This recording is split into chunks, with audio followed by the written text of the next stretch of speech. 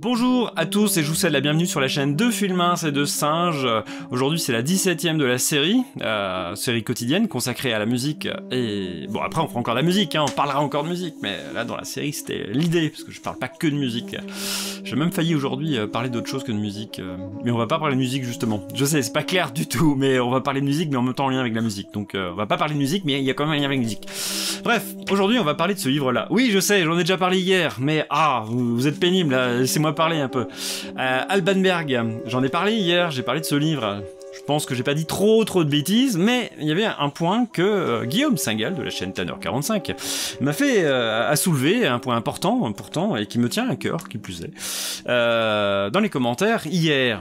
Et il m'a dit, mais Diodre Fichte, vous n'avez point parlé des traducteurs. Et je vous dis, mais vous avez tout à fait raison, monsieur à l'accent bizarre.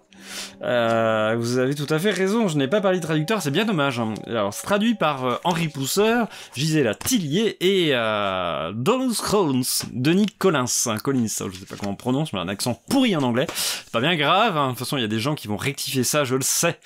Donc, il a fait remarquer ça et je pense que c'était une excellente remarque.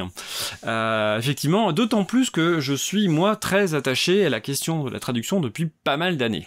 Et j'ai conscience du travail des traducteurs. Je suis d'ailleurs autant en termes de littérature, je suis autant les auteurs de livres que les traducteurs. Il y a des gens dont j'admire vraiment le travail de traduction, ne serait-ce que voilà, et puis de dialogue aussi avec les lecteurs. Ça aussi c'est important, hein, mine de rien, de pouvoir échanger comme ça de près ou de loin avec les traducteurs.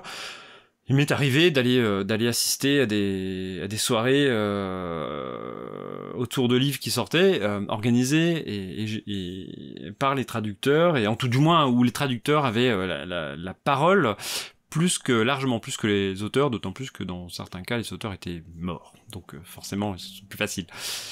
Enfin du moins c'est moins compliqué. Donc voilà, moi j'ai un attachement très très fort pour les traducteurs et j'en ai conscience depuis longtemps. C'est pour ça que j'ai vraiment pris à cœur cette remarque là, que j'ai bien pris, hein.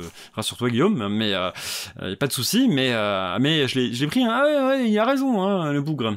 Et voilà, d'autant plus que quand moi je fais une base de données de tous mes livres parce que j'en ai tellement que c'est plus simple pour moi de gérer. Et puis j'aime bien faire des bases de données. Ça paraît bête, mais j'aime bien les bases de données. Voilà. Et j'ai fait de bases de données et s'il y a une information que je mets systématiquement dans tous les livres traduits, c'est bien le nom des traducteurs. Et ça j'insiste.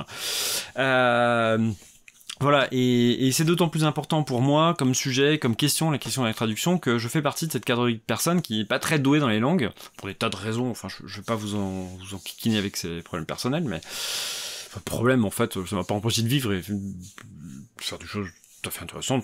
Voilà, pas le problème. Mais moi qui suis vraiment une bille, une quille, une tanche, une crotte en langues étrangères, voire même en langues pas étrangères, pour moi le travail des traducteurs est essentiel. Je ne peux pas faire sans.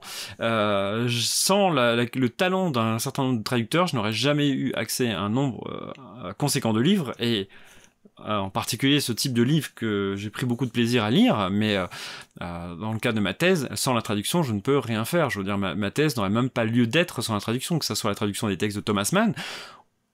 Là, évidemment, puisque c'est la base de ma thèse, hein, puisque je m'appuie sur un roman de Thomas Mann, donc là, évidemment, sans la traduction, je pourrais rien faire, mais aussi les traductions des textes qui vivent autour et qui se satellisent autour de ce livre, notamment les écrits de Théodore Adorno, dont j'ai parlé hier, non, avant-hier, enfin je sais plus, mais et donc pour moi c'est essentiel parce que j'aurais évidemment pas accès à tous ces textes sans le talent d'un certain nombre de traducteurs. Alors évidemment, ça ne m'empêche pas de tomber dans certains écueils. Il peut y avoir de la part des traducteurs, parce que je suis obligé du coup de leur faire confiance. C'est ça peut-être le hic, mais il y a des écueils de traduction parfois, et que eux-mêmes enfin des erreurs qu'ils doivent certainement faire aussi. Et ça évidemment c'est problématique. Mais globalement, je n'aurais pas accès du tout à ces textes sans la traduction. Donc moi, évidemment, je m'appuie sur une traduction. Ma thèse s'appuie sur une traduction. Donc ma thèse porte finalement sur une traduction sur une traduction de texte, non pas sur les textes eux-mêmes, donc évidemment ça complique un petit peu, donc c'est un parti pris, donc c'est vrai, après un peu nécessaire, parce que je me suis bien remis à l'allemand, hein. Bon, je progresse tranquillement, c'est une belle langue, hein, l'allemand, il n'y a pas de souci avec ça, et au contraire, j'ai réappris à l'apprécier après avoir détesté cette langue quand j'étais au lycée et comment dire, au collège, mais bon, l'enseignement des langues à l'école, c'est un problématique. On en reparlera peut-être à l'occasion, mais il y a de quoi grincer des dents. Voilà. Toujours est-il que, voilà, ce que j'avais à dire aujourd'hui, je voulais parler remettre ces choses-là au clair, je trouvais ça essentiel, important, parce que moi, ça me tient à cœur.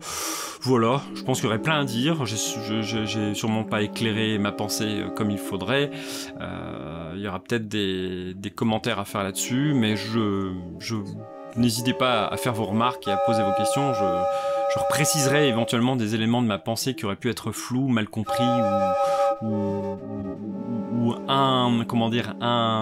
j'allais dire indiscret, je vois pas du tout pourquoi je pense à ce mot-là. Monsieur, allongez-vous sur ce divan. Voilà. Je vous souhaite un bon canigou et puis je vous dis à demain.